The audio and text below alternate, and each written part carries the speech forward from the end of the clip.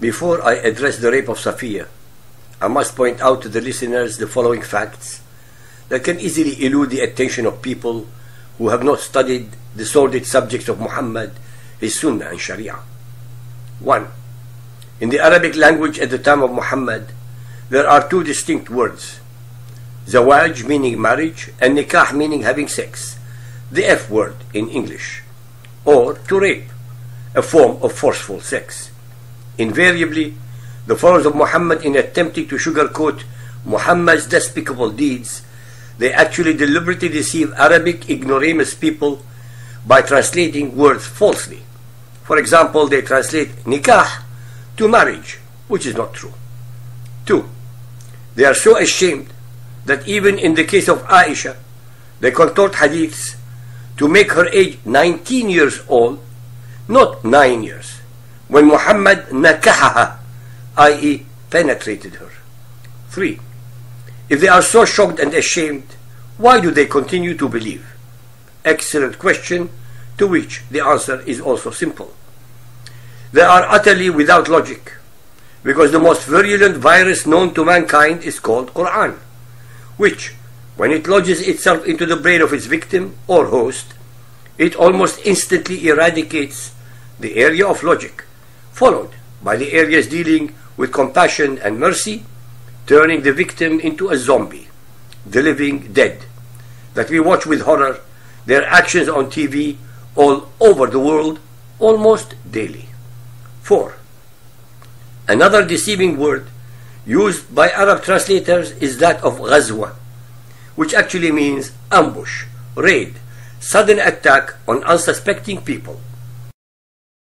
They translate it to battle as if the two opponents were aware of each other's presence and or intentions.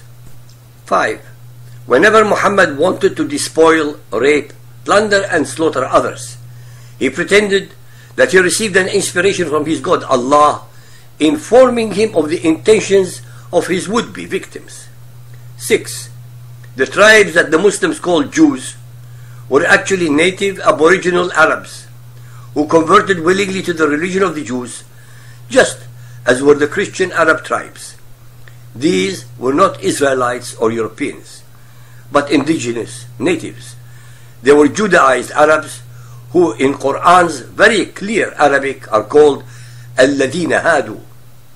Hence, all the hadith reports about Muhammad that humanity has are the one-sided, uncorroborated, unsubstantiated, and invariably concocted ones by Muhammad and his followers to excuse and or explain away his evil and ungodly deeds. Having set the stage, now I shall address the story as recorded by the Muhammadans in chapter and verse. I'm going to quote almost verbatim from the foremost American authority on Muhammad, Mr. Craig Wynne, in his monumental book, Prophet of Doom. I quote, "Year 7 of the Islamic era got off to a horrendous start. The Prophet, without provocation, led a terrorist raid to torment another Jewish community.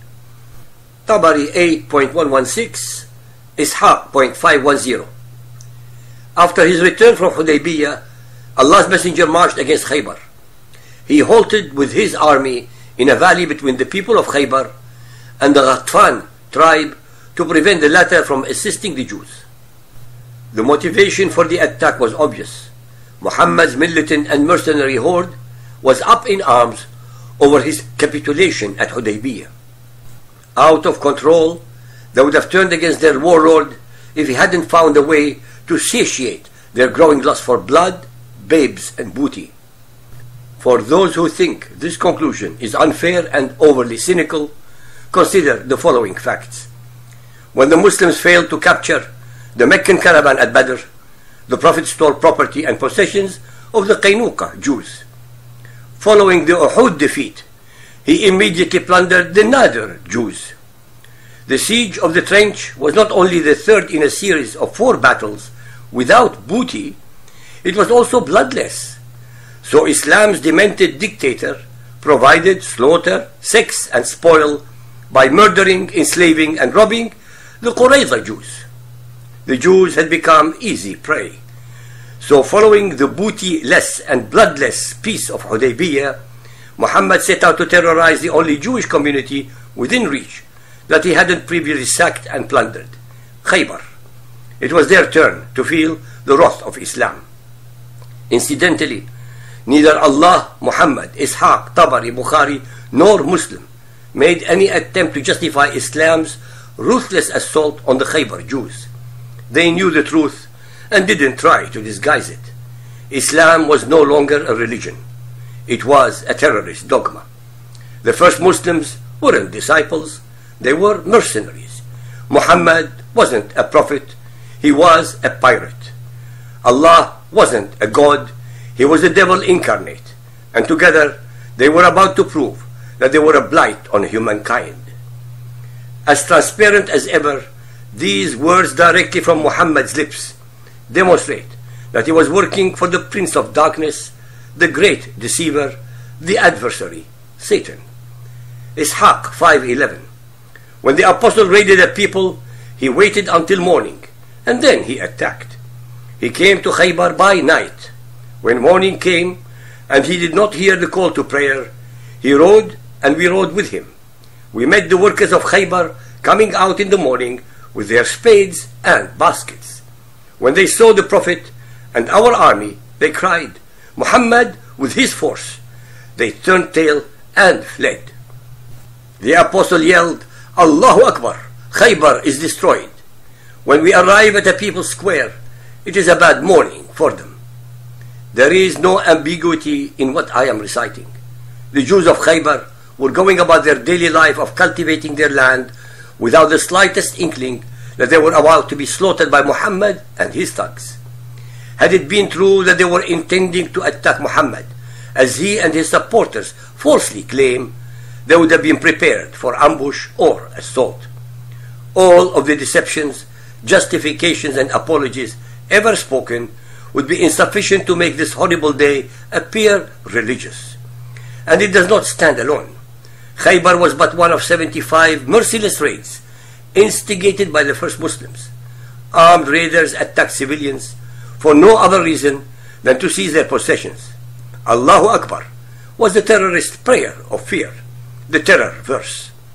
Ibn Ishaq's compilation of Islamic scripture, the inspired seerah or biography of the Prophet, is the earliest and most accurate accounting of Muhammad's life and of the formation of Islam. It was compiled a century before Tabari, Muslim, and Bukhari. But for those who might want to dismiss the hadith report on the basis that it sounds too condemning of the Prophet, consider these confirming words from Imam Bukhari. Of his collection, Islamic sages wrote, second only to the Quran, Bukhari's hadith is the most important book in Islam. Bukhari 5.510. Allah's apostle reached Khaybar at night. It was his habit that whenever he reached an enemy at night, he would not attack them till it was morning. When morning came, the Jews came out with their spades and baskets. When they saw the Prophet, they said, Muhammad, oh dear God, it's Muhammad and his army. The Prophet shouted, Allahu Akbar, Khaybar is destroyed. For whenever we approach a nation, evil will be the morning for those who have been warned. The Prophet had their men killed, their children and women were taken as captives. Calling the Jews a hostile nation is a farce. Muhammad and his Muslim militants, according to their own accounting, had either murdered, terrorized, enslaved, or raped tens of thousands of Jews, yet the Jews had killed but one Muslim. The more you know, the worse it gets. This is why Islamic leaders must keep good people from reading these words. It is why they lie to themselves, to our citizens, the media, and politicians alike. Islam is self-destructive, mutilating its own credibility. The warning these Jews were given before evil befell them was no different than Muslims provide today. The 9/11 terrorists shouted Allahu Akbar before they slaughtered thousands. By proclaiming the prayer of fear, Islamic terrorists tell us who they are, what they believe, who they serve, and why they kill. Tabari 8.117. Dia had asked the messenger for Safiyyah. Bukhari 4.143. It was then that the beauty of Safiyyah was described to Muhammad. Her husband had been killed, actually brutalized, so Allah's apostle selected her for himself. Ishaq 5:11. When Dia protested, wanting to keep Safiyyah for himself, the apostle traded for Safiyyah by giving Dia her two cousins.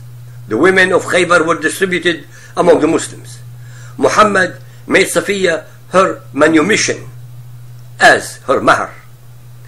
Perverted is too kind a word for this man. He became the first serial rapist to call himself a prophet. And make no mistake, having sex with a captive is rape. I recognize that this is hard to believe. It's so inconsistent with our popular view of prophets and religions. Yet the bloodied and broken bodies of the Khaybar Jews, like the Qurayza before them, reveal what Islam does to men. Pure, fundamental, original and uncorrupted Islam turns men into terrorists. They become as immoral as the beast who seduced them. The economic plight of the Islamic world is a direct result of Muhammad's unwillingness to engage in honest work. It is why the Islamic nations remain the world's least productive. In fact, Muslims as a whole are destructive economically, stifling far more commerce than they inspire. And that's because their leader was a pirate. Islam was financed by stolen booty and the slave trade. As parasites, they survived by sucking every productive host within a camel's ride dry. As a direct result of Muhammad's personal failings, the Islamic world is devoid of everything civilized people hold dear. Muslims wallow in poverty. Life isn't worth living. They have no freedom of speech or religion. With the educational process focused on Quranic studies, Muslims are among the most poorly educated and most indoctrinated people on earth. Following the example of a perverted sexist, Muslim men abuse women, and they are violent. End quotes. As I have proven beyond a shadow or even a reasonable doubt, Muhammad's Quran, his Sunnah, Sharia, and his fundamentalist believers are hate-mongering, war-mongering, misogynist, racist, vile, and hence ungodly entities.